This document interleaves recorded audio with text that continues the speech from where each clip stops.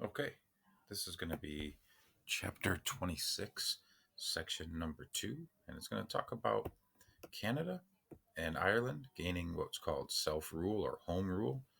Now, if you remember, originally Canada definitely populated by many Native Americans, and one of the things that you really want to think about is, of course, that it's colonized first by the French, which took place in the 1600s, and they sent what we know as fur trappers and Catholic missionaries. Now, the French established a great relationship with natives, which was known as the middle ground. There was some back and forth. The Native Americans would trap fur and then they would trade it to the French in exchange for European goods and weapons and tools and things of that nature. Now, some French were even intermarried with native peoples and became tribal members in certain situations. So the middle ground is kind of that bridge between native societies and the French originally. Now, the British eventually took possession of Canada in 1763 when they defeated the French in the French and Indian War. Now, the French and English had to divide Canada, and the way that they went about doing that was a little bit different. If you remember, the French are very Catholic and the English are mostly Protestant. So these two groups didn't get along very well, but they both were a part of the British colony. Now, the British attempted to settle the issue by creating two separate provinces. One would be considered Upper Canada, which is Ontario region. That's an English majority. And then Lower Canada was basically Quebec, which was French majority. This was a very problematic time in early Canadian history, and something called the Durham Report was put in place to try and solve some of those issues. In the 1830s, rebellions broke out in both Upper and Lower Canada, and the British sent in a reformer, somebody to bring change, named Lord Durham. Now, his real name was actually John Lambton, and he came in 1839 to do a report on what needed to be done to fix these problems in Canada. And he concluded two things. He said Upper and Lower Canada should be united into one province of Canada. He said British immigration should be encouraged to help stamp out the French. And he also stated that colonists in Canada should be allowed to govern themselves. When you look back, I think his viewpoint was understanding what happened in the American colonies. He figured you could probably stave off a revolution by allowing them to have governmental say.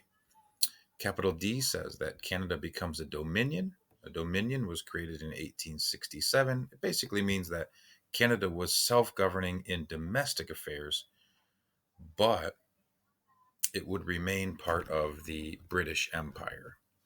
Now, as we move down here, we're going to talk about westward expansion in Canada. Canada's first prime minister was named John Macdonald. One of his goals was to expand Canada to the west through the purchase of lands and also by persuading frontier peoples. They acquired in Canada lands all the way to the Pacific Ocean by 1871 and built a transcontinental railroad in 1885. Now, one of the major reasons for doing all of this was, of course, to compete with the expanding United States, who was pretty much doing some of the same things at this time. Roman numeral 2 will turn our focus point into the Irish. The Irish win what's called home rule. The British took over Ireland back in the 1100s when the Pope granted them control over these lands. The Pope's name, if you want to look it up, is Adrian the Fourth, and he was actually from England, which is quite odd, knowing that the English are mostly Protestant. So you see a British or English Pope actually giving them power to control the lands of Ireland.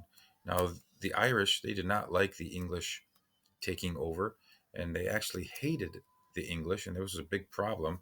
But you got to remember, in the 1100s, really there was a lack of Protestantism. So when this took place, everyone was Catholic. So really, the Pope being from England wasn't that big of a deal at that time.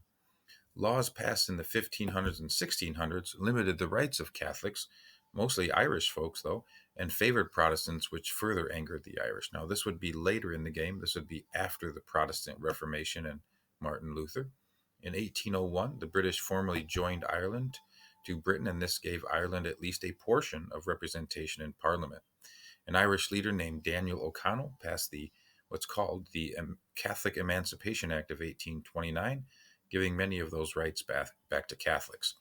Then we had the potato famine. It was one of the worst famines in modern history. It hit Ireland in the 1840s. One of the big things you have to understand, guys, is that potatoes were the main source of Irish food. From 1845 to 1848, a fungus ruined nearly all of Ireland's potato crop. About 1 million people out of the total population of 8 million died from starvation and disease, and a lot of people left during the famine. About 1.5 million people left Ireland for the United States, for Great Britain, Canada, or Australia. They then sent demands to the British for what's called home rule, and we'll take a look at that here next. Home rule is basically where the Irish called for change, and what they wanted was total independence. Some wanted total independence, while others wanted what's called home rule, which is similar to being a dominion, where you have local control over internal or domestic matters only. In 1914, the British Parliament actually enacted a home rule bill for Ireland, but if you know anything about world history, in 1914, World War I broke out, and so the bill was put on hold to the anger of the Irish. This led to capital D, rebellion and division. The Irish were upset that the Home Rule Bill was delayed, and a group of Irish nationalists rebelled in the city of Dublin in 1916. The British were able to suppress this rebellion by killing off many of its leaders, but the event caused greater support for the Irish nationalist movement and led to the formation of the IRA, or Irish Republican Army. Now, this is an unofficial military force seeking independence for Ireland. War began between the Irish nationalists and the British government. In 1949, Ireland finally earned independence from Britain as what it is known as the Republic of Ireland. Now, that is the end of the basic part of the lesson, but I do want to talk to you about something that I attached to you guys in the section outline that you're able to download and study from. Now, what that is, it's about Australia, and you'll learn. I have that document here, but it talks about Australia and New Zealand's first settlement. What you have to really understand is that the foundings of Australia, there are Aborigines, native peoples to Australia. What this document talks about is how Australia was first settled by the British, and the way that they did this is kind of odd. It was called a penalty or penal colony. And basically, what that means is that the jails or prisons in Great Britain were really crowded. They were being overcrowded. They were being packed to capacity. And what they did is they took certain criminals, like uh, criminals that were, you know, thrown in jail for petty crimes like theft or other small offenses. And they were actually sent on ships all the way to Australia. They're basically dropped off that there and told to fend for themselves. And those people, those convicts, basically started the country of Australia, building homes, building fields, farms, buildings, cities, and then so on and so forth. It became more and more civilized. And then they also expanded. Some of those convicts left and expanded and started new civilizations and states in New Zealand. And so that's something that I would encourage you guys to read and make sure that you're taking that map that's on that document to importance. Some of this will show up on the Chapter 26 quiz. Thanks, guys.